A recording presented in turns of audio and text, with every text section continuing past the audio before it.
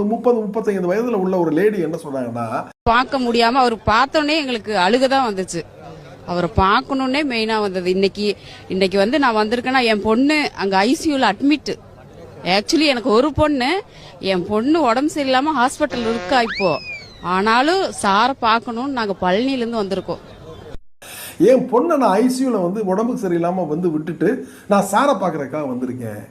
எனக்கு வந்து என் பொண்ணெல்லாம் முக்கியம் இல்ல, எனக்கு வந்து சாரை பார்க்கறது என் வாழ்க்கையில வந்து மிக தவிர்க்க முடியாத ஒரு வாழ்க்கையில வரலாற்று சம்பவமான ஒரு விஷயம்னு ஒரு பெண் சொல்றாங்க.